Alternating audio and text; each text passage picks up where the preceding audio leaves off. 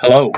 If you're getting this, this is because you're on staff at Friendship Church, and we wanted to try something new. We recognize it is always a challenge to communicate with a staff that's as large as this one is and has full-time people, part-time people, people who are working on two different campuses, and that there's always going to be a challenge and a tension within that. But the more that we can do to try and let everybody know some of the things that are going on, the better. And so Mike and I have decided we're just going to start to weekly send out a video to the staff to let them know a couple of things that are going on that we want you to know about. We are not going to be able to highlight everything in this video, or else it'll be long enough you'll turn it off. But we're going to highlight a couple of big things over the course of these videos. Also want to point out, these videos are not from Communications. Mike and I are doing these. I'm shooting this in the basement at Prior Lake, and we're not going to be editing these or doing multiple takes.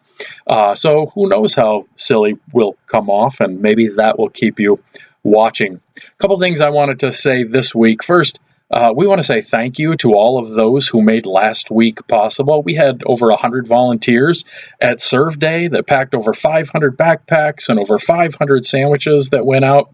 Everyone who came that I talked to was having a great time. We had enough people show up that it obviously went very quickly, but very thankful for all of the staff that made that happen. There were people who were key in going to buy everything that needed to be bought. We're really thankful for our children's directors and all they did to make that happen.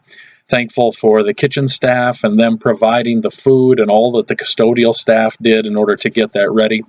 And I know I'm missing people. The youth staff were helpful in a number of different ways over the course of that week in order to get everything ready for us. So super thankful for all that happened to make Serve Day go so well.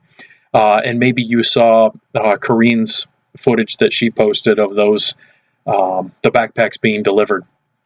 Also want to say thank you to everything that everybody did in order to make our first service together go well. We had staff and volunteers combining at every different position along the way over the course of that Sunday, and there was just a tremendous sense of unity and love and kindness that permeated, and I'm just thankful for this community and for your leadership that made that go so well.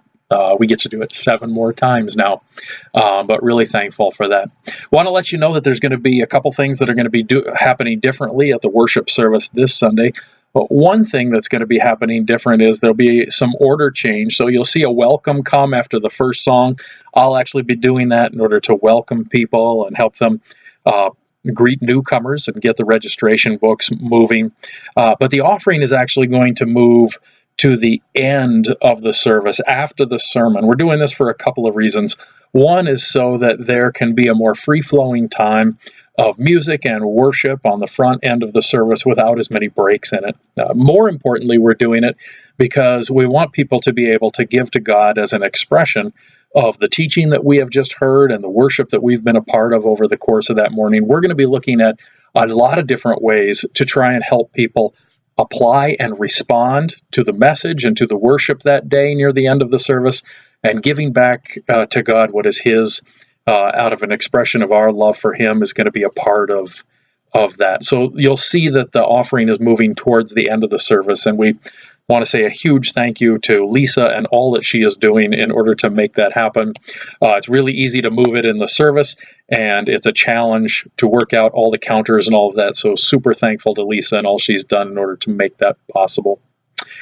Second, pray for the worship team. This will be the first week that we're using ProPresenter in the worship service, and so we recognize that ProPresenter is going to give us greater consistency in our visual presentations and greater excellence. We also recognize that anytime you make a change, it's challenging and it's new, and so be praying for the worship team as we work through some of those new bugs that will no doubt pop up.